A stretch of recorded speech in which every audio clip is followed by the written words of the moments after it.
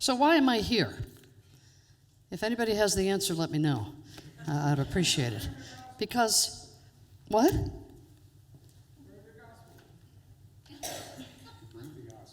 Breathe the gospel. I can do that. I can do that with every breath I breathe the gospel, don't you? Yes. Yeah, it's in there somewhere, right? Right. Well, I'm here because, let me rethink this through. Why am I here? No, I'm here because there's some work that needs to be done, right? So we know that in the span of just a couple of years, there's been a couple of different speakers and ministers here. And my job, big picture, is to do something that allows you to hire your next senior minister that wants to stay a little longer. Is that not a fair, right? Wouldn't we want that? Yeah, now, I can't control that, right? So all I can do is do a lot of planting of seeds. And some are going to get watered, some are going to get trashed, some are going to land on a rock and grow up later. But either way, I'm here to do some internal work with you, the internal work. Because the outer work falls into alignment when the internal work is done. That's just the nature of the beast. We can, you know the saying, you can keep busy doing, and get nothing done. Right? So I'm going to come in just once a month for the Sunday worship service, the third Sunday of the month. So if you don't like what I have to say, just skip being here. Keep your money coming, because that's how that works. But, so we're going to be doing lessons. And I'm going to trust that the other guest speakers that you have, which is a wonderful group of people, by the way, they'll fill you more in with the spiritual / Bible end and the stuff that normally happens on a Sunday. So I'm here to teach, because that's what I do. So I'm hoping that you can keep your heart and your minds open. And the way we do that is when we find ourselves going, what? Oh, that's right. I said I was going to have an open mind and open heart. And try that process. Because some of the things I'm going to say, some of you are going to balk, some of you are going to go, thank God, and there's a mix and mash about that in where two or more are gathered together, there's bound to be conflict. It's just the way it goes. So, we could all live individually and have a wonderful life and be lonely as all get out, right? So we got to get along with each other. So I know that there's been some history here, and that'll unveil as it's needed to do that. And if you like what you hear today, please join us in the high tower at 12:15 after you've had a snack or two. Stay in that room, and I'm going to continue on with this lesson from today, although they both stand alone. Make sense? Okay. And the last thing I want you to know about me is that I have a dry sense of humor, and it comes up in many different ways, such as this next slide. Because, if you don't laugh about your life, it gets really troublesome. It becomes depression sets in. Now we need drugs. Now we need alcohol. And then the divorce comes, and then we need to laugh. So I bring laugh in as much as I can, and I hope you'll indulge me in that, and in that wonderfulness. And sometimes I say cuss words. So I just want you to know it has nothing to do with you when it happens, Just as a little sidebar, who I am is that I've been in Unity since 1983, walked in as a youngster, looking for exactly that. I was a seeker from a very young age. I knew that the God that was being explained to me was not the God of my understanding as a child. I was asked to no longer come to catechism because I asked too many questions. So the priest put me to good work. He put me behind the podium where I did the gospel readings. I did the readings on Sunday. They had to put a chair. I had to stand on a chair because the podium was up to here. But I did that from 12 years on. And I did it all the time. So I got to know the ins and outs a little bit of the Bible, but also got to know what didn't apply to me. So metaphysics was a big deal for me when I walked into that door. And my first words to the minister, I'm 28 years old, got a full-time job doing my gig, and I walked up to this man who had never met me before and said, "Excuse me, what do I got to do what you do?" he said, "What's your name?" Told him, and he said, "Why don't you take a class?" That's a good idea. What classes you got? And I never stopped, and I'm still taking classes and love every minute of it. I love the personal self-growth. I want to be a better steward of the message of God, and I want that message to be positive. I don't want it to be doom and gloom. We have enough of that without. So when you come to church, I want you to feel good about coming to church. I want you to feel good about your spiritual growth. I want you to walk out of here going, "I'm glad I came today." And it lends itself for us to invite others because it makes you feel good. Make sense? So if you don't feel good after today, it ain't my problem. I'm doing the best I can. So, but the next slide, please. We're going to, during these, I'm going to be here 8 to 10 months, once a month, and I'm focusing on the conscious leadership process. And this is from the book, The 15 Commitments. Highly recommended. It's not dry material. And every time he mentions organization in here, just change it to spiritual center because it's totally applicable. Now, I'm only here to do this talk. So today's talk is a generalization of this material, and then each week will be one of those commitments. And we're going to focus on the first 6 that are in this book. It's not the 4 agreements that you might be familiar with. It's 6 agreements on steroids. Okay? Because you know the fifth tenet of unity principles is what? What's the 5th? All right, we'll work on that. Get your feet moving. You've been taught, you've been told, you've been synthesized, you know the principles of truth. Now it's time to get our feet moving in that direction. And that's what this is about, moving what we know into our consciousness. And so my objective here is to make you aware and bring out the consciousness of our behaviors and how our behaviors disconnect us from God. Give you an example. You know, I have this wonderful drive coming here. I live up north, and it's an easy drive, actually. I don't go over the speed limit. I have no rush. I just plug along. And every once in a while, there's somebody behind me that's a little too close. You know what I mean? And you say things to yourself about that person in the car, right? I know, I say them. And then, so today, somebody was smack dab on, and I went, "Look, dude, get around me," you know, that whole thing. Or I stay in the left lane and decide to jab him so he can't pass. Anybody ever done that? That would be an example of closing off God, right? It's little things.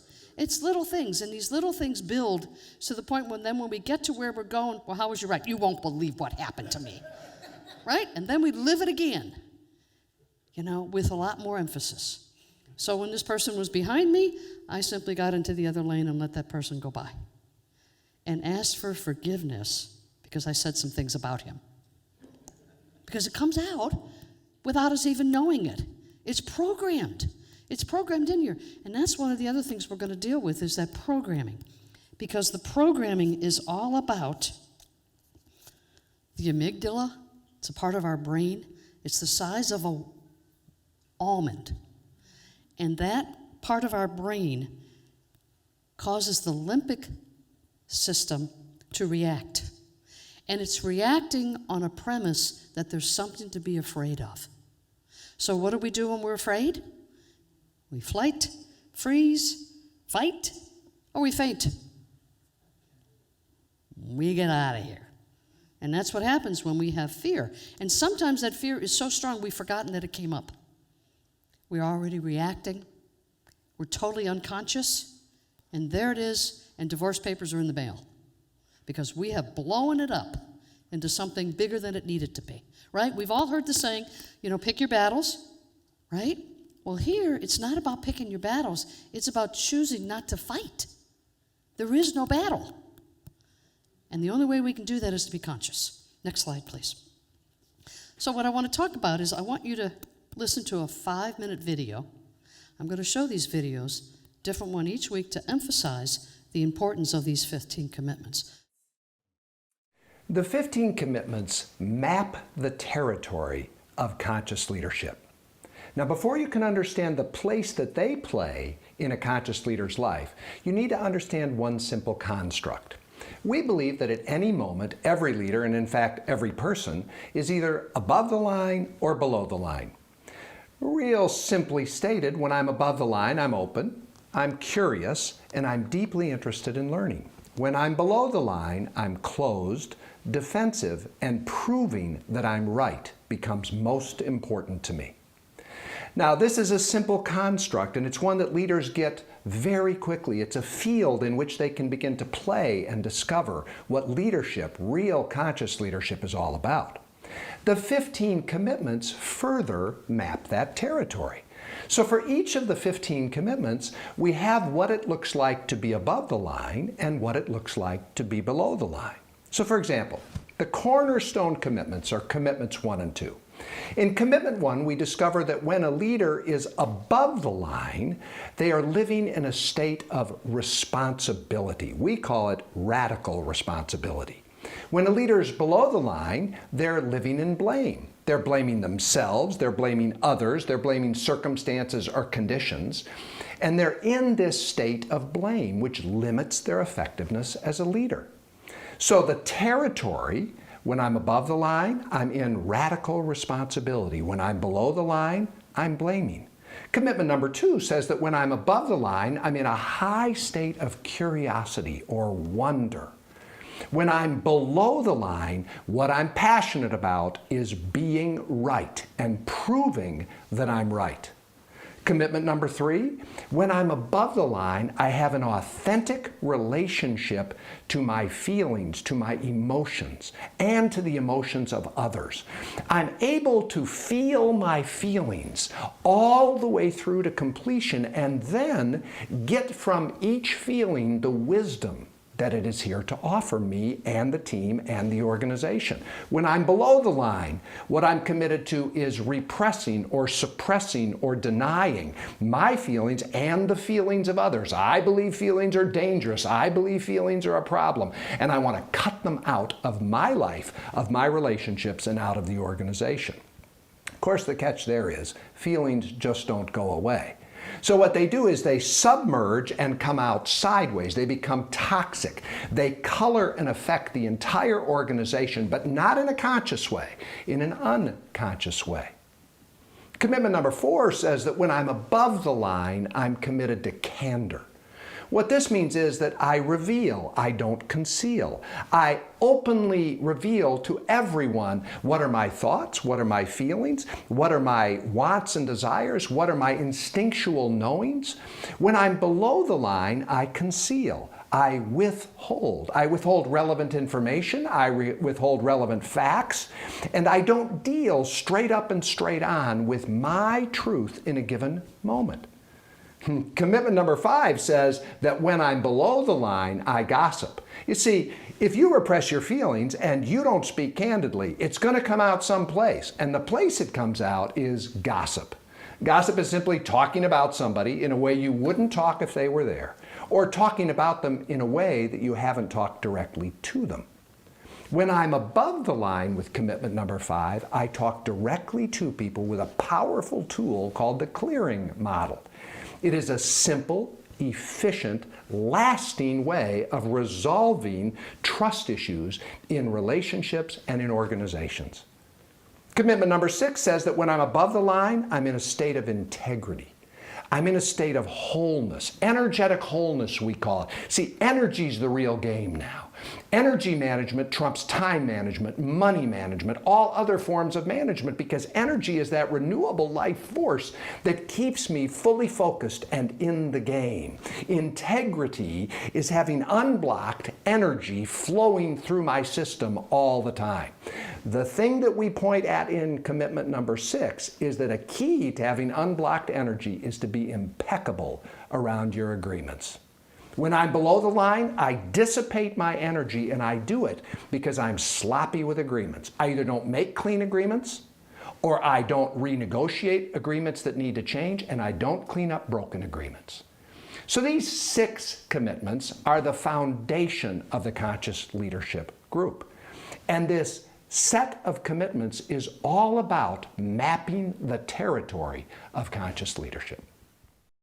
So you see, there's some energy behind these 6 commitments. I'm sure while you were listening to it, you found yourself in one or two of those categories with different things that just come up. You know, we're human beings, so stuff happens. And we know this, and yet at the same time, how do we stop it? How do we stop behavior that we know is not right? Now, we're all adults, intelligent, caring, healthy adults, and yet we go below the line. And this below the line is a feeling that we know we shouldn't have done something. You know that feeling, right? You know, jeepers, I wish I hadn't done that. And when we do that, it becomes problematic unless we clean it up. And so one of the many reasons that a minister will leave is because they can't get what they want done. People break their agreements. People stop giving. Things happen, and they can't count on the community to do what they say they're going to do. So they get burnout, or they get disappointed, and it becomes an issue. So if we're committed to learning, and I hope you are, that's one of the keys for us to be able to do this. Are we open?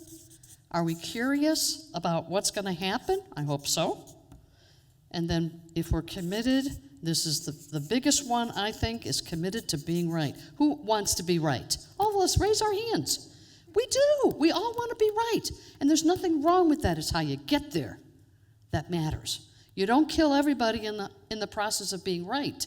You have to find a way that it works for everyone, committed to being right.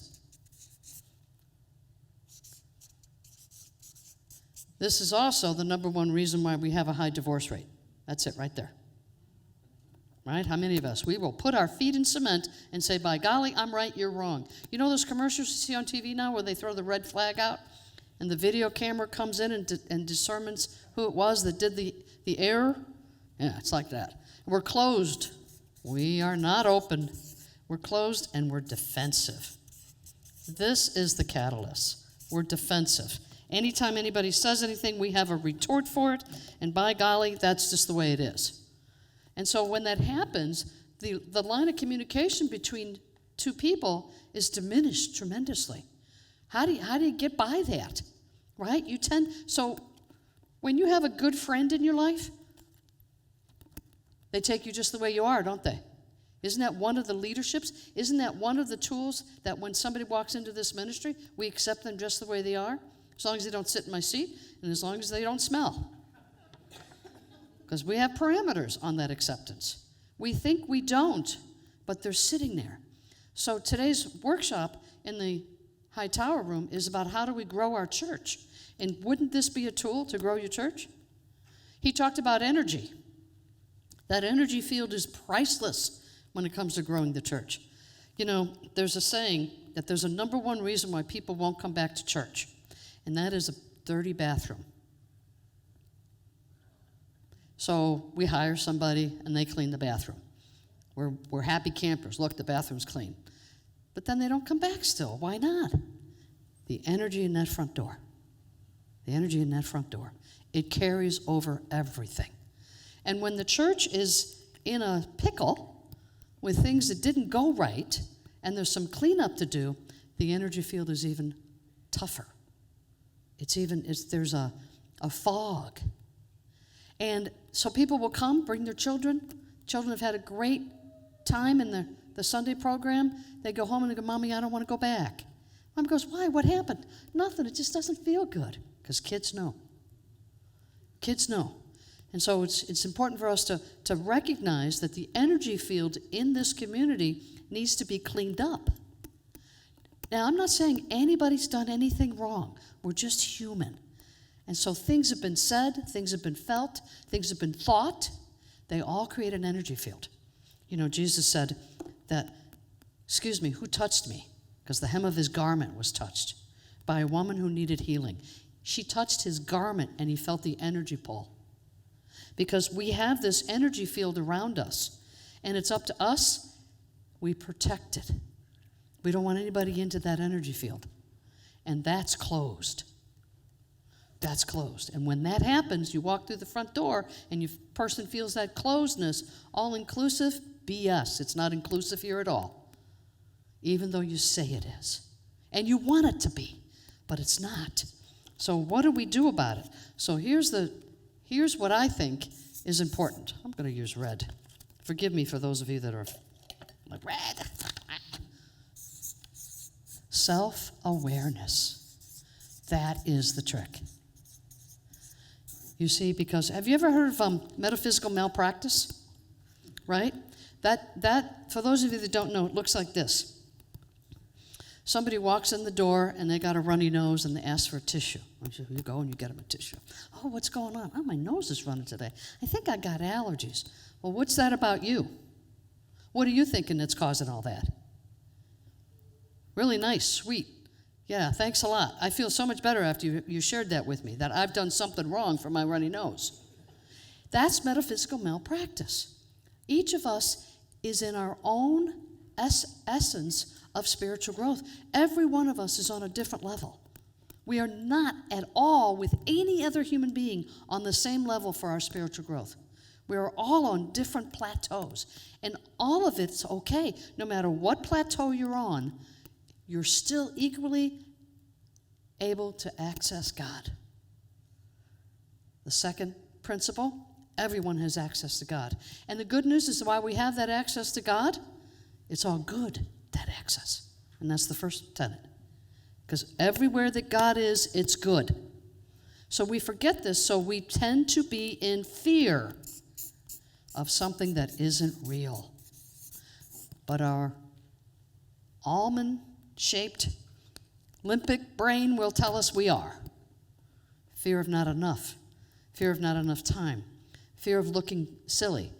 Fear. All fears that are based on a premise or a thought or a memory that isn't valid today. Right? So how do we get through those memories that are not valid? Self-awareness. So the trick with this whole process these next couple of months is to become self-aware when we fall in below the line and go, you know what, God? I don't want to do that anymore.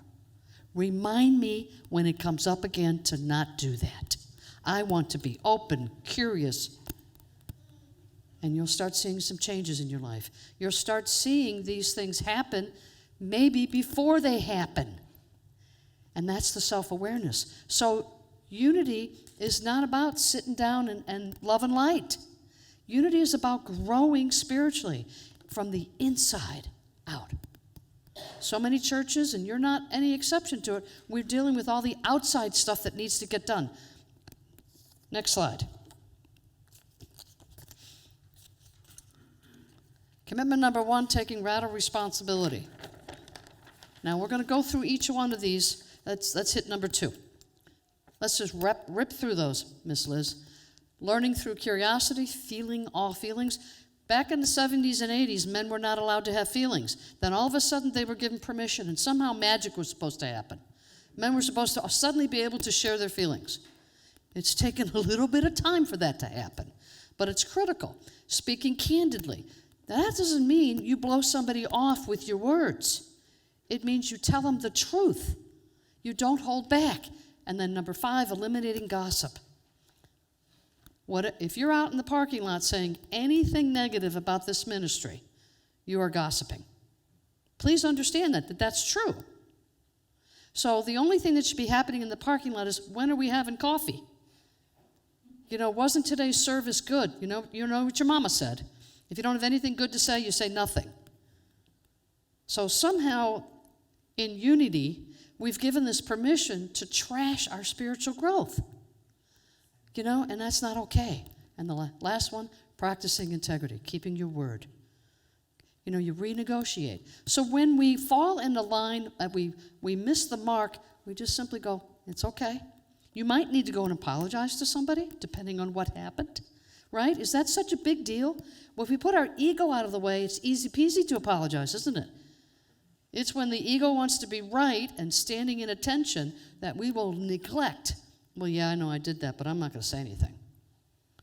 It's an apology for where you treat somebody is priceless. It is just a big deal.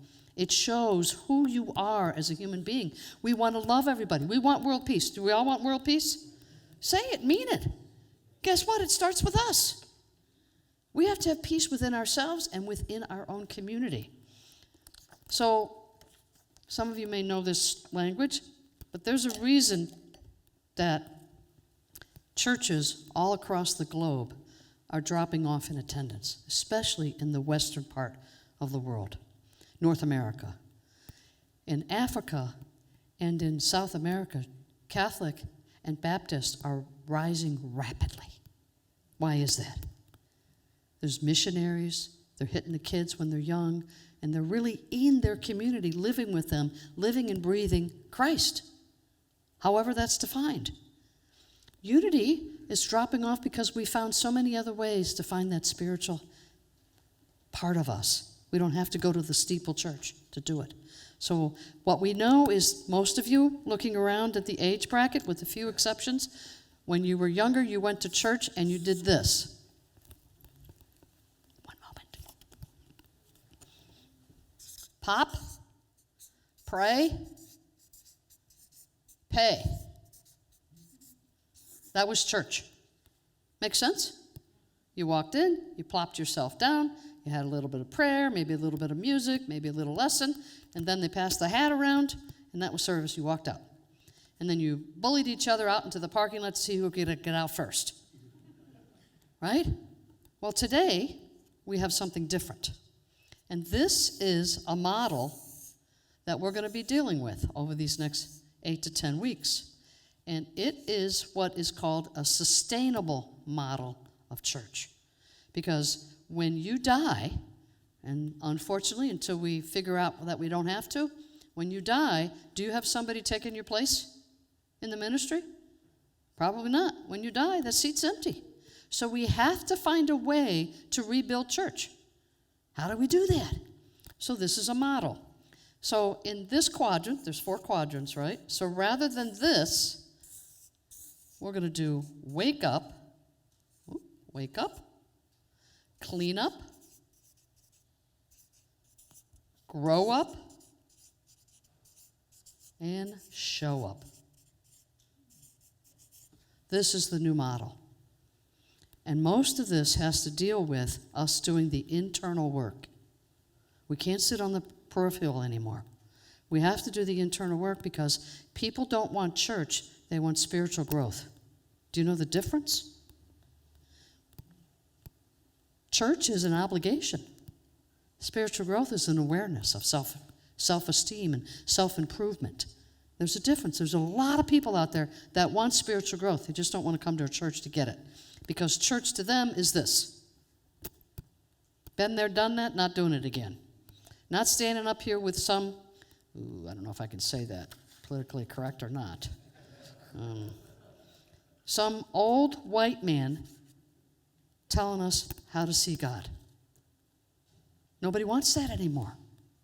We all know this, and yet how do we change it, right? So we're going to look at some tools to do this. Wake up, clean up, grow up, and show up. And everything I do while here is going to be one or more of these facets. And today's workshop is about waking up. The cleanup comes from us doing the work to clean up the negativity in our lives. And we're going to have some ways to do that. The grow up is to be able to come into this ministry every week, not to receive, but to give. You've already received. Now you're preparing the doors for those that haven't received yet. And that's today's also in today's workshop. It's about being in sacred service. When a church is 100% in service, there's no money issues, there's no conflict, there's no energy issues. Everything is where it should be. And the way to get there is by each of you individually growing up and showing up in a way that brings another human being, including yourself, joy. Joy is the factor.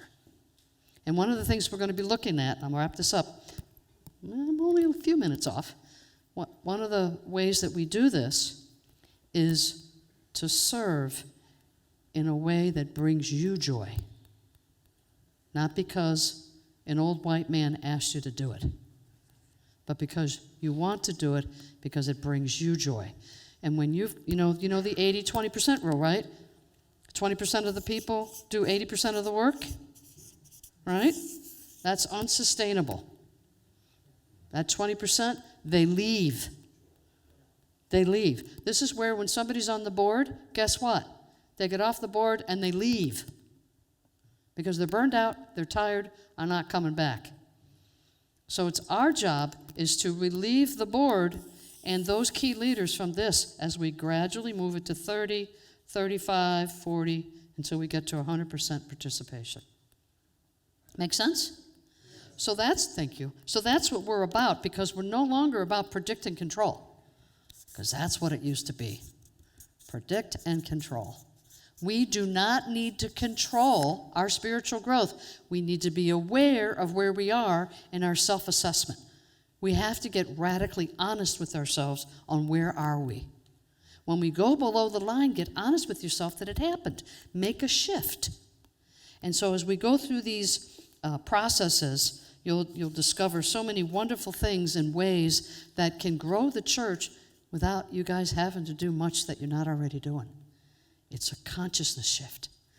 It's a consciousness. And if you just say yes to yes, God, create a consciousness of awareness in me, and mean that prayer, things change.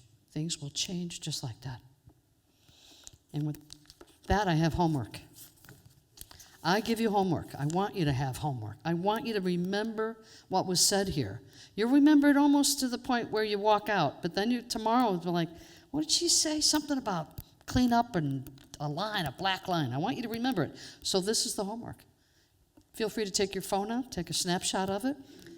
If you're not able to do that today, get online. When they upload the video, get to the last slide and do this. Do the homework. This is your first opportunity to say, yes, I'm willing to be part of this radical change and a commitment to creating people who walk in the door, first-timers, to healthy leaders.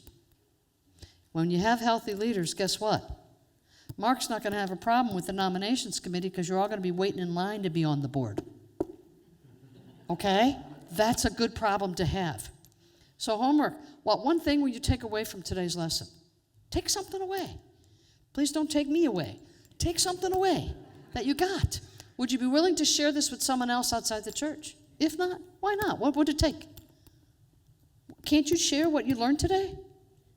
It's not a whole gaudy thing, right? Are you willing to stay open and receptive while we go through this period of transition as we learn new tools to grow our relationship with each other and with God? Lastly, if not, why not? You want to grow the church, right? We want peace in our lives. We say we want all these things and then we do nothing about it. This is your opportunity to do something about it.